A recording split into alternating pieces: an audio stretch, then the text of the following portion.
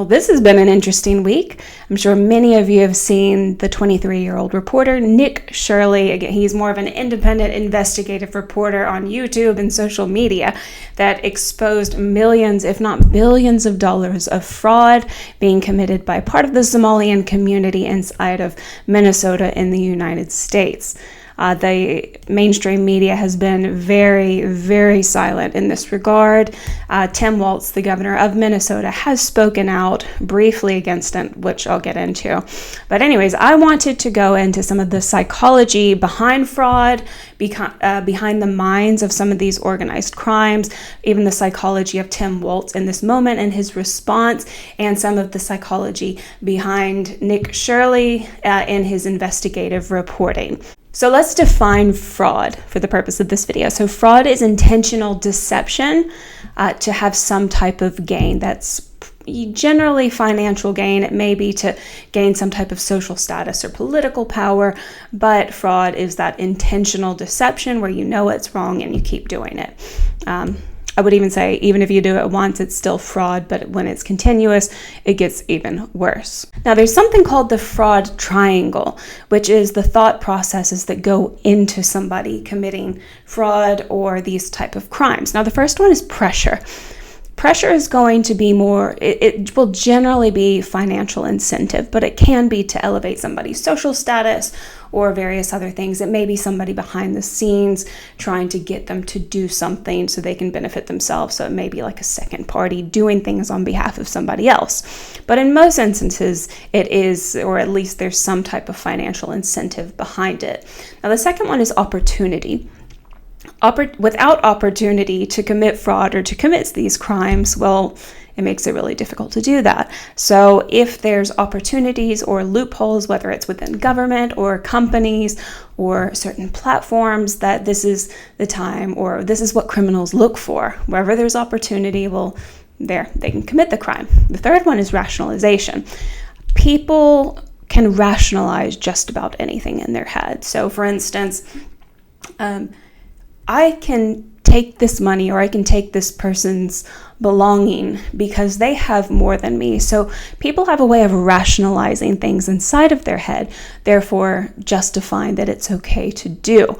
So when it comes to fraud, most people don't think they're actually doing something bad because they've justified it or rationalized it inside of their mind. So when it comes to personality traits for people who are more likely to commit fraud, you're looking at things like narcissism. Now, narcissism, there's about 1 in 10 people that have narcissism. We all have narcissistic traits. This is kind of, again, on a spectrum. The word is used so much that I don't even like to bring it up because you're not going to find an entire community or entire race or religion or anybody who is pathologically narcissistic. It's just not going to happen. We all have narcissistic traits, but if you're going to kind of have some type of personality traits that are more likely to do this, they're probably going to be higher in narcissistic tendencies, which would involve having lower levels of empathy and a sense of grandiosity or entitlement. Now, lower levels of empathy, empathy is the ability to feel sorry for somebody. It's being able to sympathize or empathize with other people. Now, empathy is on a spectrum. So if you have too much empathy, which is kind of what the psychologist Gad Saad talks about, that suicidal empathy, that actually is not ideal, because even in emergency situations, that if you have somebody with no empathy or somebody with extreme amounts of empathy, both parties are far less likely to help people in need. It's those with a balanced amount of empathy that's kind of like the sweet spot for empathy. It's ideal that you can have empathy for people, but you can also make logical or rational decisions based on somebody is warranted of your empathy or not. Now, entitlement and grandiosity, I'm sure all of you know what that is. It's when somebody believes that they are entitled to something, that they deserve something, even if they don't. So that generally looks like, well, I deserve this amount of money or this material item or this amount of government funding for various reasons that they've rationalized in their head. The third one is going to be impulsivity. So that fraud can come from people who make impulsive decisions. So this occurs in the prefrontal cortex, or like the upper part of the brain, where certain people, it could be from having a lower IQ, it could be from certain disabilities, it can stem from various psychological or neurological reasons why somebody would be lower in their amount of impulsivity. However, it's when people don't think through their decisions, they don't see the consequences, or maybe they don't want to see the consequences, they can make decisions that will have future implications that are negative. There's also cultural and environmental elements to fraud, and it's more so just because that it's created or it's more normalized to certain cultures or people because of the influence around them. Now, there's no nation, there's no race or religion or any aspect of humanity across the world that is completely void of fraud, or people who have these fraudulent type of like mindsets where they rationalize that these things are okay. However, we can't hide from some of the realities about Somalian culture. Now, there are beautiful, incredible people from Somalia. There's one specific lady that comes to mind. I don't know how to pronounce her name, but I believe she was a refugee decades ago in Sweden, that she became highly educated. I believe she worked under Richard Dawkins, in fact, and then it was through some of his work kind of promoting atheism that she became Christian, and she's a fantastic woman that does Christian apologetics and debates in various regards. But yeah, she's a Somalian, so I don't want to blanket statement just Somalians or any specific type of people in this video. But when we do look at Somalia as a country, I did look up some of the things that I have read just to kind of like double check that they're right. But Somalia ranks 179 out of 180 countries on the Corruption Perceptions Index. And a large portion of that comes from their government and public sector, that there is a high amount of corruption that happens nationally. So what that means is that many of the people in Somalia have been more accustomed to fraud and corruption, and it's become part of the culture. Now, I'm sure there are a lot of Somalians that they may have gotten out of Somalia because they were so sick of the corruption, but we just can't hide the fact that that's there. So even just out of curiosity, I looked up, there's something called like the Passport Index. So it essentially ranks the quality of passports around the world. I think number 1 in the world is Singapore, followed by Japan. I think Australia is number 8. I think the United States is number 10. A lot of European Union nations are up there, but they kind of measure countries based on like their level of trust. So now Somalia ranked 97th on the Passport Index. So it's not a high trust society. It was considered the 6th lowest ranking passport in the world. Some of the mindsets behind more Western values, or how they formed, were because of the Judeo-Christian values. So that doesn't mean that everybody inside of Western countries, and in this case we're speaking about the United States, is Christian, Catholic, or even Jewish, but it means that the culture around, even if someone's very secular, they're still impacted by this Judeo-Christian culture that has predominantly been the primary foundation of the culture and how the United States has been built.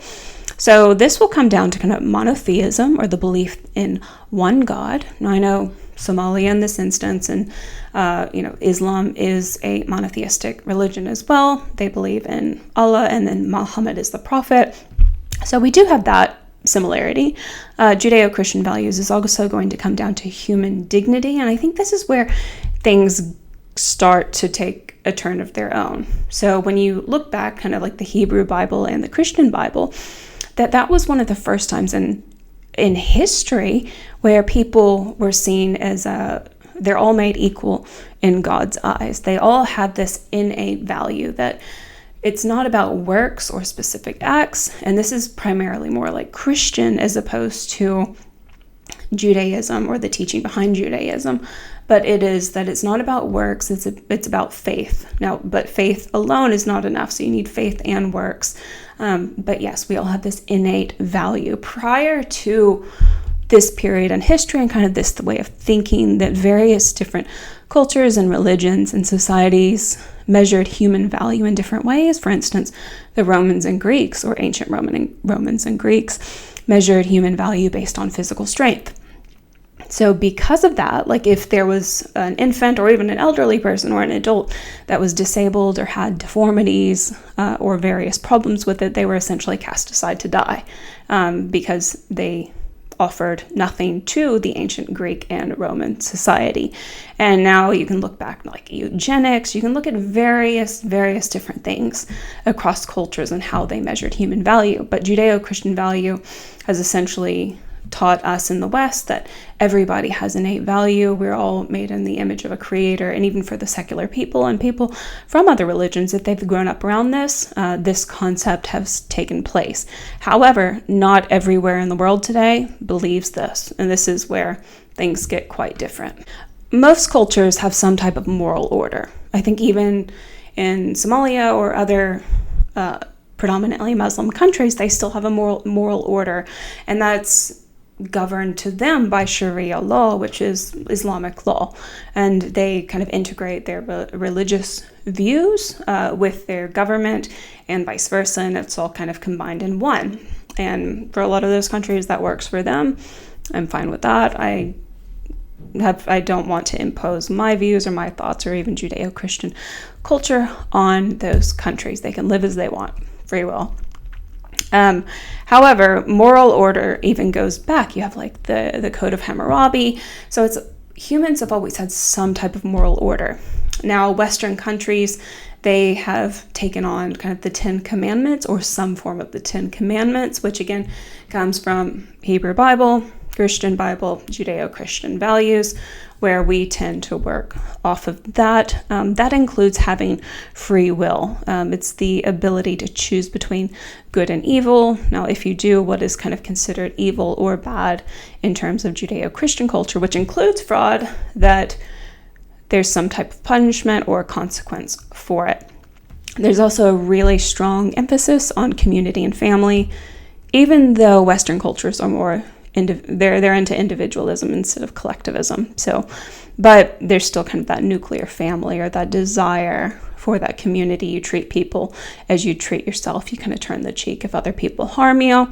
Again, it all goes back to that is going to differentiate Somalian culture from Western culture. Now that we've gotten a lot of the cultural aspects out of the way and some of the differences between Judeo-Christian culture and perhaps what's more common or more of an influence in Somalia as a result of their corrupt government and various other factors, I'm going to talk about what may be going on in the mind of some of the Somalians involved in this specific instance with daycares, medical facilities, and whatever else will come out of these investigations.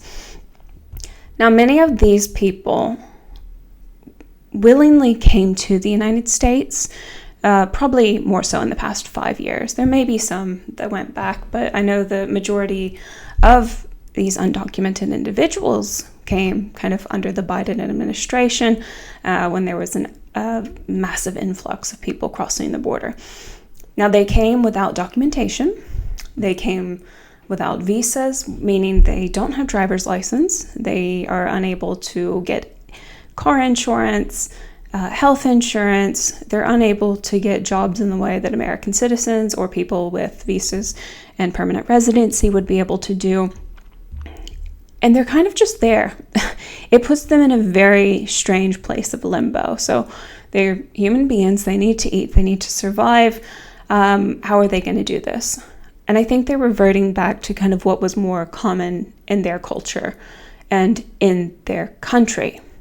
Now, it's really unfortunate because there are Somalians in the United States and in other places around the world that did immigrate legally, that have done things the proper way, that work really hard, and they do contribute. So it's not about that, but this is what was unfair about the Biden administration allowing so many people or any people to come in undocumented, because it puts them in a place of limbo where what can they do? Like, they have to eat, they have to support their families in some ways. And unfortunately, many of them have turned to fraud, which has significantly harmed the American people, the even permanent residents, people who have done or immigrated to the United States lawfully. They've taken millions, if not billions, of taxpayer money. And then we have certain people in government that support it, that advocate for it, and that deflect anything being said negatively about it. So all of that brings me to Tim Waltz. Now, Tim Waltz is the governor of Minnesota at the time. He ran as vice president when Kamala Harris was running for president in the last election cycle in the United States against Donald J. Trump. So that's kind of like what he's specifically known for. I know some people online have some different names for him, but I'm not gonna say those here. However, I think how he's approached this as it's come out. Now, again, the mainstream media has been very, very silent on that. I even saw something from Fox News today before I made this video where they were questioning Nick Shirley. Like, how can a 23-year-old do this? And it's like that underestimating what curiosity and consistency will do. That if someone's curious about something and they're consistent in their curiosity, that you don't need a degree for that. You don't need to be a specific age or a certain thing. So I don't know why you'd question that. It's more like question the information that he presented or that the man David in the video researched. However, back to Tim Waltz.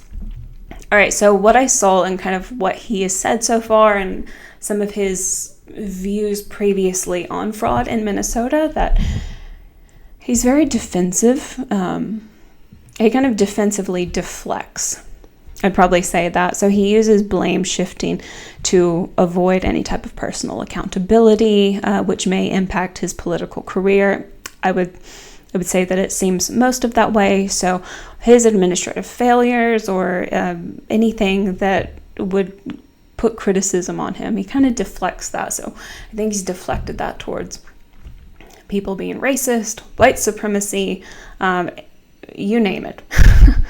Anything that tries to avoid having to take accountability or looking into these things, or even just saying that I understand these things. And I think this shouldn't be a bipartisan issue.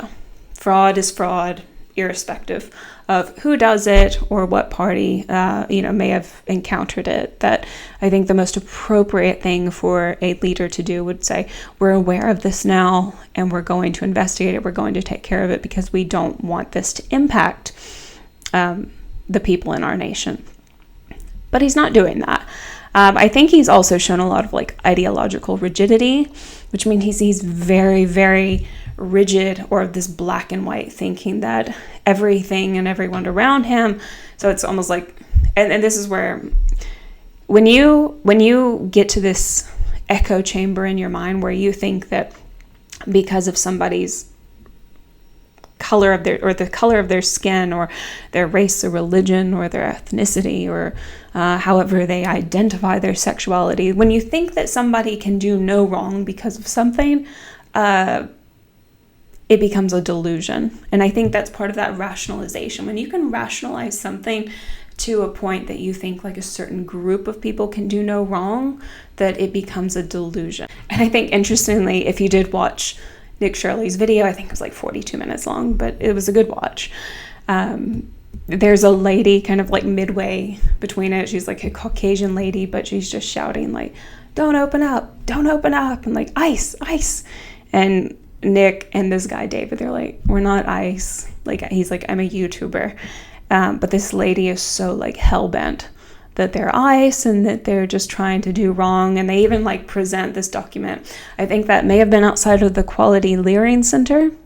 Can't say that, but I just like saying it, the Quality Leering Center. But it's like this lady is she's created such a delusion in her head that I I don't even think like Nick Shirley like officially came out in the video as like a Republican or a conservative. It wasn't a political video. It was just like exposing fraud.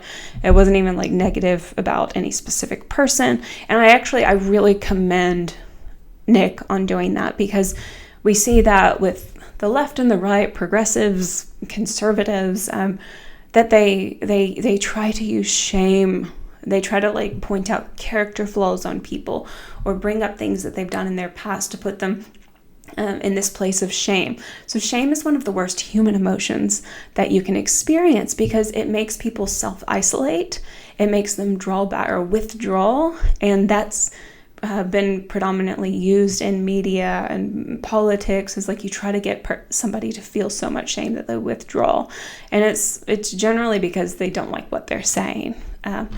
So I think Nick didn't do that here. He didn't do that with Tim Waltz. He didn't do that with anybody in any position of power. He didn't call out any specific Somalian person in the community.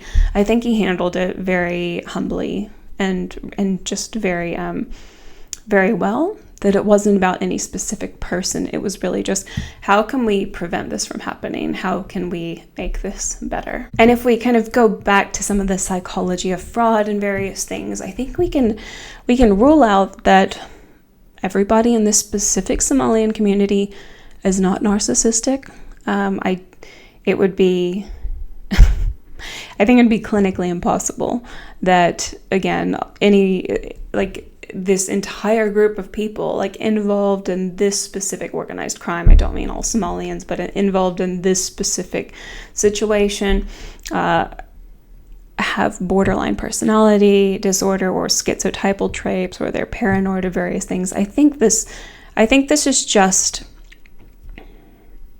highlighting how there are cultural differences, and how bringing people, or not bringing people, but allowing people to come into the United States or any Western nation without documentation, without the ability to actually have a good life, some of the negative consequences, because I don't think that everybody involved in these programs is a bad person. I think in some situations, people have to do what they have to do. Now, I do think there's bad actors inside of it, but there may be some people within that community, or who are kind of like within these, like working at these specific places, or kind of like part of it, that are just doing that because it's all they know. So I think we have to differentiate between people doing the only thing they know and bad actors. However, irrespective, I think these things should be shut down. They should be handled appropriately. But I think this is a massive lesson that I think Western nations need to learn, why it's important not to just bring endless amounts of whether they're legal or illegal immigrants into countries that cannot adequately take care of themselves, or so many people that it surpasses the budget that is allowed. For instance, refugees, or people who, there are people in need, but there's only a limited budget that allows to care for them adequately so that they can have good lives. I hope this is a turning point for people of Minnesota, and again, Western nations, because this is, whether you're in the United States or Canada or the UK or parts of Europe or Australia or even New Zealand, that I think we have certain values that are not reciprocated around the world, and that we have to be very mindful in acknowledging that culture is a very real thing. People from New York and people from Texas don't have the same culture. People from Seattle and Florida, they have a very different culture. And it's, you see those clashes happening. So you're from the same country and you still have these clashes. So when you get people from various different countries, that it's going to be even more impactful.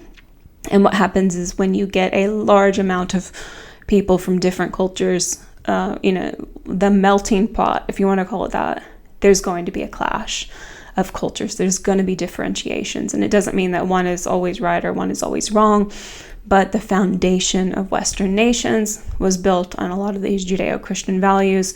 And part of that is just like incorporating, well, it's having high trust societies. It's being able to see people as equals and trust people to make the right decisions. And fraud is not part of that. So how do we move forward from this? Well, the first is closing the opportunities. So companies, governments, businesses, even if you're just people in the community, when you see loopholes or anything that allows for fraud or corruption to happen, I think it's important to actually speak out on that, because there are a lot of companies, and I don't want to be somebody who's just like, the government doesn't care about anything, that they allow all of this to happen. That may be the case in some situations, but I'm not going to just like blanket all politicians as corrupt, bad individuals. I will give people some benefit of the doubt unless they prove me wrong after several times. But the more we can close those opportunities, the more likely there will be less fraud in the future. Second would be pressure. I think that's going to come down to immigration laws, just making really logical, common sense immigration laws that I think it's important to bring a certain amount of refugees and disadvantaged people into other nations to give them a better future and a better life, but it has to be responsible. That when you allow hundreds of thousands or even millions of people, especially when they're undocumented, to come over, that they're not going to have a good quality of life more than likely, unless they do things like this, unless they commit fraud or some type of corruption. It's going to be really difficult for them to get ahead in life without IDs and education or knowing English or being able to kind of like integrate into society as they may do if they had the adequate things. And I don't think just allowing that to continue to happen is good. I think all of that has to be counterbalanced, or migration has to be counterbalanced with legal migration for skilled or highly educated individuals, so we can bolster up the economy, which then goes back to being able to help disadvantaged people, whether in the United States or around the world. It's all a cycle. Rationalization. This is the most difficult part to change because you can't change people's minds. You can influence it, and unfortunately, if people hear things enough, that they're more likely to be influenced on it. They're more likely for it'll be more likely for them to think something's normal if they keep hearing it, which is essentially what propaganda is. However, I think if we can unify politically and just as a people, like in each individual nation, to have some type of moral code to distinguish what is good or what is bad, that it would be more beneficial to everybody involved. So in this case, that you've got to get politics. You have to get people from both, from the left and the right to, is fraud bad? Not to justify it, not to, create that echo chamber around them where it's like everybody has the same opinion, therefore they must be right. It's to get people with different opinions to come together and decide what is fraud and what is bad. But yeah, I think this is what's happening in Minnesota. The mindset, I hope some of this information has helped you understand what may be going on inside of the minds of some of these people, and we will see what happens in the next coming weeks.